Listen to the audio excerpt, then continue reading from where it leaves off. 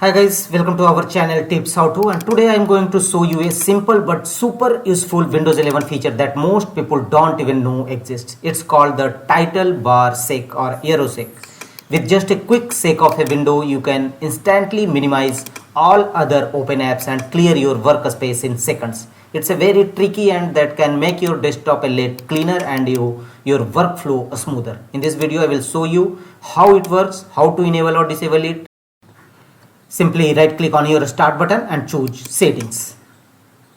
Here in settings, from the left side of menu settings, go to system settings.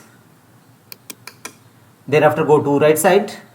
Here scroll down and look for the option multitasking. Click on it. Here you will find title bar window shake. If you disable it, you can see you can't minimize all your open tab by shaking. Now if you disable it, if you enable it, turn the toggle button on to enable title bar window shake, and you can see as soon as you shake your open files and folders, all other files and folders will be minimized to your taskbar. So go to your current files and folders or browser and just shake it, and you can see all other opened browser will minimize to your taskbar.